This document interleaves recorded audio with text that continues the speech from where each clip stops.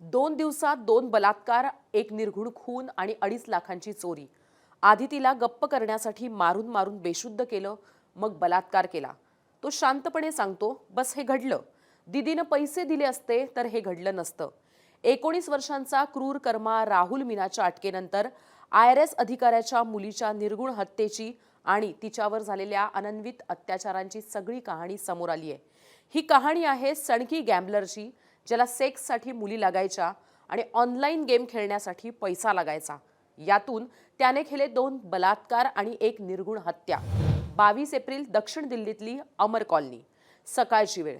तिथल्या posh वस्तीतलं IRS अधिकाऱ्याचं घर आणि त्याच्या घरातली हाय एंड सिक्युरिटी. IRS अधिकाऱ्याच्या घरी त्याची 22 वर्षांची मुलगी एकटी होती.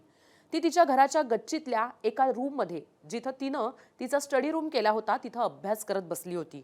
सकाळी उठून UPSCचा अभ्यास करायचं तिला सांगितलं होतं, त्यानुसार तिचा अभ्यास सुरू होता.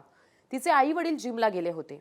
घरात आणि तिच्या खोलीत ती एकटी असताना अचानक तिच्या समोर येऊन उभा राहिला राहुल.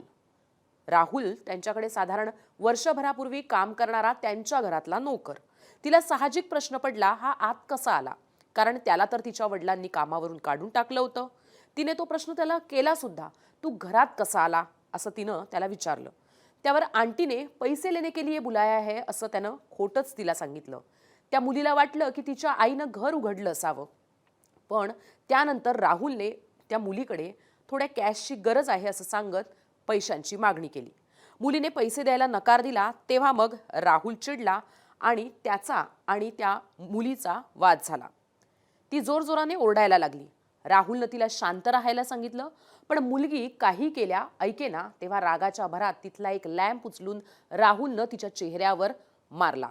एकदा नाही, अनेकदा तो लॅम्प त्यानं तिच्या चेहऱ्यावर मारला आणि चांगले दणक्यात आघात केले.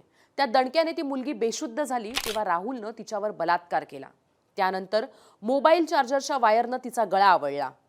मुलीला ओढत हे सगळं केल्यानंतर मुलीला तिथनं ओढत दुसऱ्या खोलीत नेलं, जिथं होता लॉकर. एक लॉकर उघडण्यासाठी याच मुलीच्या हाताच्या बोटांचा वापर राहुलनं केला आणि त्यानंतर दुसरं लॉकर त्यानं स्क्रूड्रायव्हरच्या मदतीनं फोडला.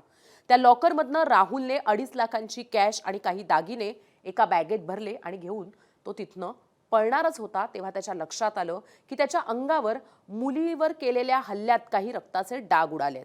तेव्हा त्यानं मुलीच्या भावाची पॅन्ट घातली आणि तिथून पोबारा केला. एरियातल्या CCTV फुटेजमध्ये राहुलची IRS अधिकाऱ्याच्या घरी जाण्याची वेळ दिसते सकाळी 6:28. त्यावेळी त्याने पिवळं टी-शर्ट आणि काळी पॅन्ट घातल्याचंही स्पष्ट दिसतंय. त्यानंतर त्याच परिसरातल्या दुसऱ्या एका CCTV फुटेजमध्ये राहुल साधारण सकाळी 7:22 दरम्यान दिसलाय. पण त्यावेळी त्याच्या अंगावर पिवळं टी-शर्ट आणि सफेद पॅन्ट होती. हीच पॅन्ट त्या मुलीच्या भावाची आहे, जी राहुल रक्ताचे डाग उडाले म्हणून बदलून घरातनं निघाला होता. म्हणजे साधारण 1 तास राहुल तिथं त्या IRS अधिकाऱ्याच्या घरात होता. त्यानं तेव्हा चोरी केली, मुलीवर बलात्कार केला, तिचा खून केला आणि त्यानंतर तिथनं तो पळून गेला. राहुलने मुलीच्या खोलीत पोहोचण्यासाठी तब्बल 4 सिक्युरिटी लॉक्स बड्या शिताफीनं उघडले. त्यानंतर त्यानं गुन्हा केला. तिथनं पळाल्यानंतर राहुल रेल्वेने पोबारा करणार होता, पण त्याची ट्रेन मिस झाली आणि मग तो द्वारकामधल्या हॉटेलमध्ये थांबला. तिथल्या वायफायवर तो ऑनलाईन होता. त्या माध्यमातनं त्यानं गुरुग्राममध्ये राहणाऱ्या आपल्या नातेवाईकाशी इन्स्टावरनं चॅट सुद्धा केलं. पोलिसांनी त्याला 3 डिजिटल पुराव्यांनी पकडलं. त्यातला एक होता चोरीचा मोबाईल, दुसरा होता हॉटेलातला वायफाय आणि तिसरा होता इंस्टाग्राम चॅट. पोलिसांनी IPDR म्हणजेच इंटरनेट प्रोटोकॉल डिटेल रेकॉर्ड आणि डिजिटल सर्व्हेलन्सच्या माध्यमातनं राहुलचं लोकेशन ट्रेस केलं आणि त्याचा छडा लावला. पोलिसांनी राहुलला ताब्यात घेतलं. तेव्हा जो मोबाईल त्याच्याकडे होता तो मोबाईल सुद्धा त्याचा नव्हता. त्यानं राजस्थानमध्ये एका छेडछाडीच्या प्रकरणात तो चोरला होता. एवढ्या उच्चभ्रू वस्तीतल्या हाय एंड सिक्युरिटी असलेल्या IRS अधिकाऱ्याच्या घरात राहुल घुसला कसा, हा सवाल तुम्हालाही पडला असेल. राहुलनं या घरात तब्बल 8 महिने काम केलं होतं. त्यामुळे त्याला त्या घराची खडानखडा माहिती होती. त्याचबरोबर त्याला हे देखील माहिती होतं की शू रॅकमध्ये इथल्या घराच्या चाव्या असतात. कुठल्या घराचा दरवाजा कुठल्या सिक्युरिटी कोडनं उघडतो याचीही त्याला माहिती होती. त्यानं आधी घरात घुसण्यासाठी शू रॅकमधल्या चावीनं घर उघडलं आणि त्यानंतर चाव्या आणि सिक्युरिटी कोडचा वापर करत तो त्या IRS अधिकाऱ्याच्या घरात पुरता आत शिरला. कुठे कुठली चावी वापरतात, कुठल्या दरवाजाचा सिक्युरिटी कोड काय याची त्याला माहिती होती, म्हणूनच तो त्या IRS अधिकाऱ्याच्या घरात बिना अडथळा घुसू शकला. त्यानंतर राहुल पोहोचला त्या IRS अधिकाऱ्याच्या 22 वर्षांच्या मुलीच्या रूममध्ये. राहुल चलाक होता. कामावरून काढून टाकल्याच्या 6 आठवड्यानंतरही त्याला ते घरातले सिक्युरिटी कोड आणि चावी ठेवण्याच्या जागा आणि कुटुंबियांच्या सवयी चांगल्याच पाठ होत्या. पण हे सगळं राहुलनं का केलं असावं? नोकरीवरून काढण्याच्या रागातनं? नक्कीच नाही. कारण त्यानं पोलिसांना तपासात ही बाब पहिल्यांदाच कबूल केली असती, पण त्यानं तसं अजून तरी सांगितलेलं नाही किंवा कबूल केलेलं नाही. ऑनलाईन गेममध्ये गॅम्बलिंग करून राहुल पैसे कमवायचा. अगदी लहान वयातच त्याला ही वाईट सवय लागली होती. त्या पैशातून तो सेक्ससाठी मुली आणायचा. त्याला ही वाईट आदत लागली, ज्यानं लहान वयातच त्याचं आयुष्य उद्ध्वस्त झालंय.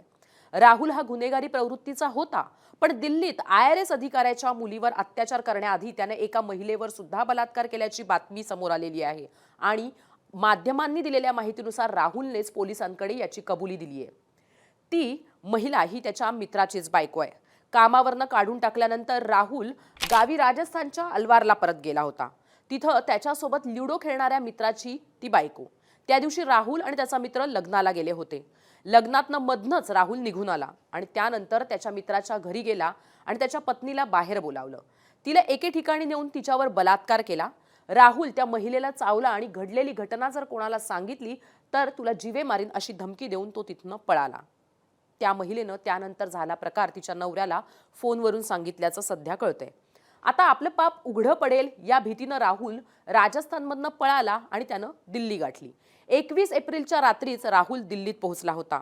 दुसऱ्याच दिवशी म्हणजे 22 एप्रिलला IRS अधिकाऱ्याचं घर गाठलं त्यानं, जिथं त्यानं त्याच्या पूर्वीच्या मालकाच्या मुलीवर बलात्कार केला आणि तिची निर्घृण हत्या केली.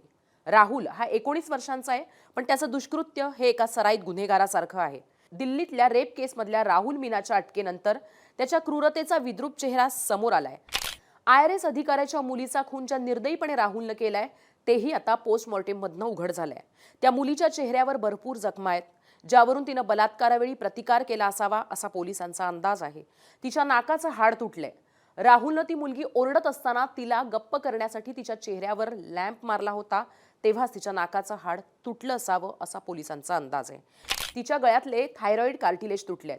मोबाईल चार्जरच्या वायरनं त्या मुलीचा गळा आवळला, ज्यानं तिचं थायरॉइड कार्टिलेज तुटल्याचा अंदाज आहे. पण राहुलनं बलात्कार केल्यानंतर मुलीला ठार मारलं की ठार मारून तिच्यावर बलात्कार केला हे राहुलच्या इंटरोगेशनमधून अजूनही समोर आलेलं नाही. ते येईलच समोर. पोलिसांना संशय आहे की राहुलचा त्या मुलीवर नोकरीवर असतानाच डोळा होता, म्हणून तो परत आला असावा. राहुलला या सर्वाचा पछतावा सुद्धा होत नाहीये. दीदीने पैसे दिले असते तर हे झालंच नसतं असं त्याने पोलिसांच्या प्राथमिक चौकशीत सांगितलंय. यातला महत्त्वाचा आणि अत्यंत कळीचा मुद्दा म्हणजे राहुल त्या IRS अधिकाऱ्याच्या घरात सराईतपणे घुसू शकला, कारण त्यानं 8 महिने त्या घरात काम केलं होतं. एका अधिकाऱ्याकडे राहुलचे वडील कामाला होते. त्यांच्या ओळखीनं राहुलला त्यांनी त्यांच्या घरी कामाला ठेवलं होतं. त्यामुळे राहुलला घरातल्यांच्या येण्या जाण्याच्या वेळा, त्यांच्या सवयी, त्यांच्या घराचे दरवाजे, लॉक्स, त्याचे कोड असं सगळं माहीत होतं. महिन्याला 20,000 रुपये पगार त्याला मिळत होता. जुगाराची सणक, बाईचा नाद यामुळे तो गुन्हेगार बनला होता.